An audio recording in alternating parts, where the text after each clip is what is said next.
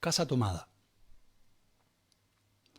Nos gustaba la casa porque, aparte de espaciosa y antigua, hoy que las casas antiguas sucumben a la más ventajosa liquidación de sus materiales, guardaba los recuerdos de nuestros bisabuelos, el abuelo paterno, nuestros padres y toda la infancia.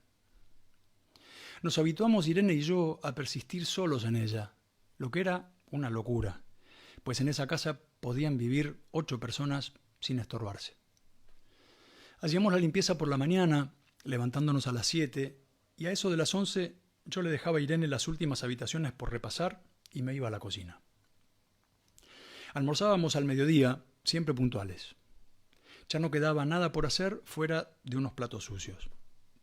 Nos resultaba grato almorzar pensando en la casa profunda y silenciosa y cómo nos bastábamos para mantenerla limpia. A veces llegábamos a creer que era ella la que no nos dejó casarnos. Irene rechazó 2 pretendientes sin mayor motivo. A mí se me murió María Esther antes que llegáramos a comprometernos. Entramos en los 40 años con la inexpresada idea de que el nuestro, simple y silencioso matrimonio de hermanos, era necesaria clausura de la genealogía asentada por nuestros bisabuelos en nuestra casa. Nos moriríamos allí algún día. Vagos y esquivos primos se quedarían con la casa y la echarían al suelo para enriquecerse con el terreno y los ladrillos. O mejor, nosotros mismos la voltearíamos justicieramente antes de que fuese demasiado tarde. Irene era una chica nacida para no molestar a nadie. Aparte de su actividad matinal, se pasaba el resto del día tejiendo en el sofá de su dormitorio. No sé por qué tejía tanto. Yo creo que las mujeres tejen cuando han encontrado en esa labor el gran pretexto para no hacer nada. Irene no era así. Tejía cosas siempre necesarias. Tricotas para el invierno, medias para mí, mañanitas y chalecos para ella. A veces tejía un chaleco y después lo destejía en un momento porque algo no le agradaba. Era gracioso ver en la canastilla el montón de lana encrespada resistiéndose a perder su forma de algunas horas. Los sábados iba yo al centro a comprarle lana. Irene tenía fe en mi gusto, se complacía con los colores y nunca tuve que devolver madejas. Yo aprovechaba esas salidas para dar una vuelta por las librerías y preguntar vanamente si había novedades en literatura francesa. Desde 1939 no llegaba nada valioso a la Argentina. Pero es de la casa que me interesa hablar. De la casa y de Irene. Porque yo no tengo importancia. Me pregunto, ¿qué hubiera hecho Irene sin el tejido? Uno puede releer un libro, pero cuando un pullover está terminado, no se puede repetirlo sin escándalo.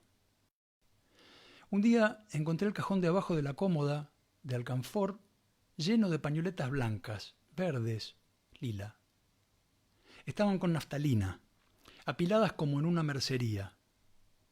No tuve valor para preguntarle a Irene qué pensaba hacer con ellas. No necesitábamos nada. Todos los meses llegaba plata de los campos y el dinero aumentaba. Pero a Irene solamente la entretenía el tejido. Mostraba una destreza maravillosa. Y a mí se me iban las horas viéndole las manos como erizos plateados, agujas yendo y viniendo y 1 o 2 canastillas en el suelo donde se agitaban constantemente los ovillos. Era hermoso. ¿Cómo no acordarme de la distribución de la casa? El comedor, una sala con gobelinos, la biblioteca y 3 dormitorios grandes que daban en la parte más retirada, la que mira hacia Rodríguez Peña. Solamente un pasillo con su maciza puerta de roble aislaba esa parte del ala delantera donde había un baño, la cocina, nuestros dormitorios y el living central, el cual comunicaban los dormitorios y el pasillo. Se entraba a la casa por un zaguán con mayólica y la puerta cancel daba al living. De manera que uno entraba por el zaguán, abría la cancel y pasaba al living. Tenía a los lados las puertas de nuestros dormitorios y al frente el pasillo que conducía a la parte más retirada. Avanzando por el pasillo se franqueaba la puerta de roble y más allá empezaba el otro lado de la casa. O bien se podía girar a la izquierda justamente antes de la puerta y seguir por un pasillo más estrecho que llevaba a la cocina y el baño. Cuando la puerta estaba abierta, advertía a uno que la casa era muy grande. Si no, daba la impresión de un departamento de los que se edifican ahora apenas para moverse.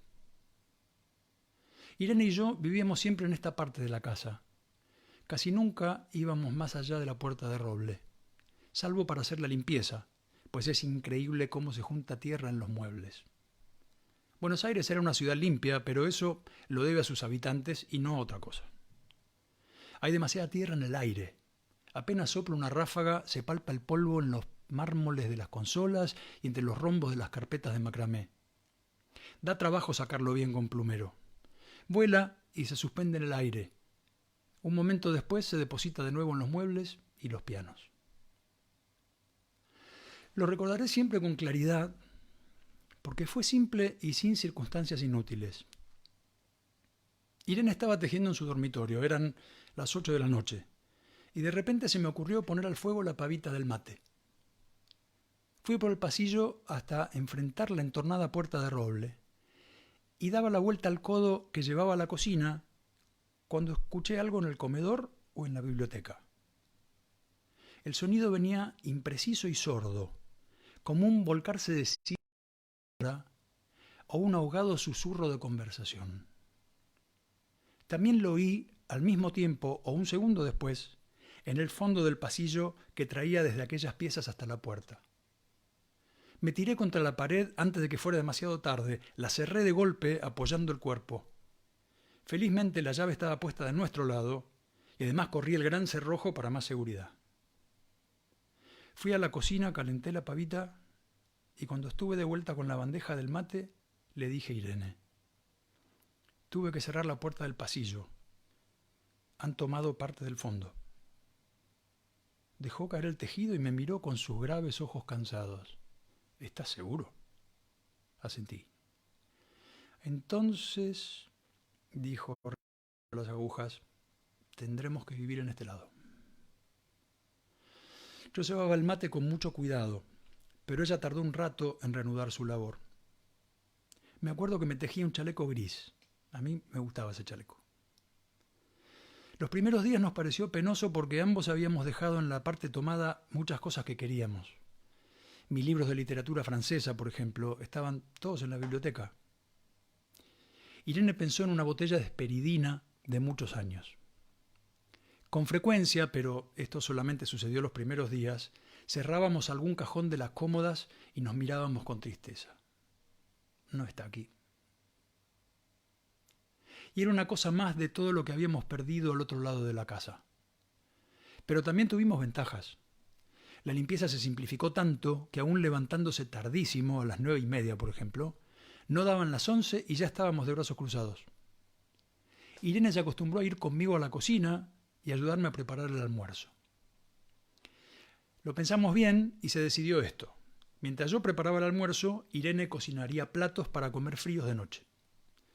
Nos alegramos porque siempre resultaba molesto tener que abandonar los dormitorios al atardecer y ponerse a cocinar. Ahora nos bastaba con la mesa en el dormitorio de Irene y las fuentes de comida fiambre. Irene estaba contenta porque le quedaba más tiempo para tejer.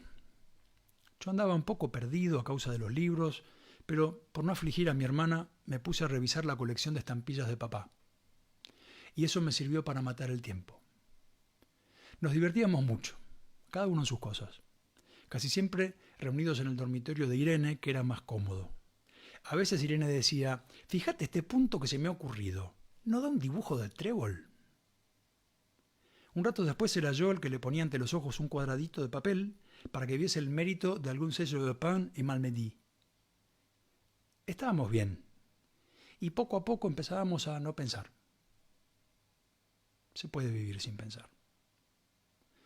Cuando Irene soñaba en voz alta, yo me desvelaba enseguida. Nunca pude habituarme a esa voz de estatua o papagayo, voz que viene de los sueños y no de la garganta. Irene decía que mis sueños consistían en grandes sacudones que a veces hacían caer el cobertor.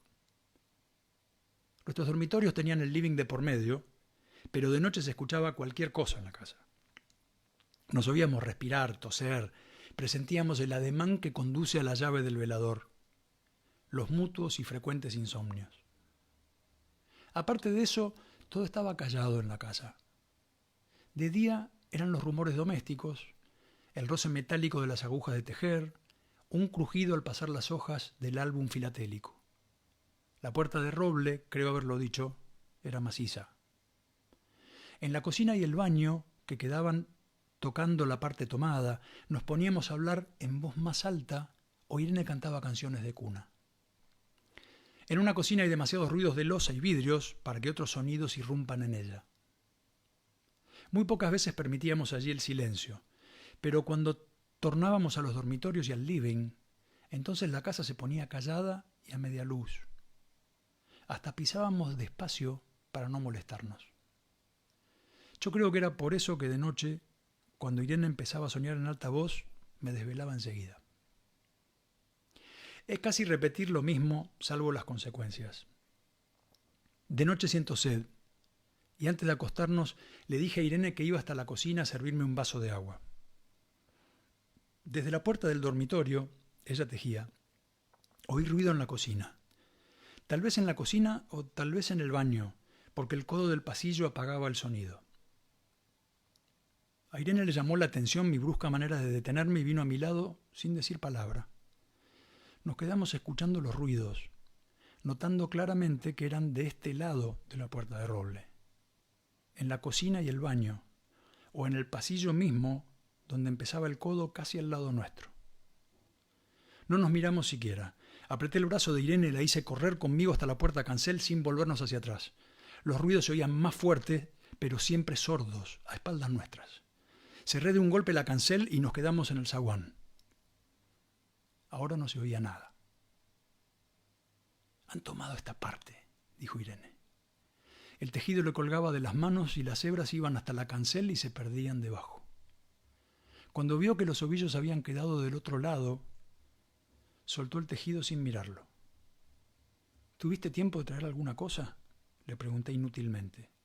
«No, nada». Estábamos con lo opuesto.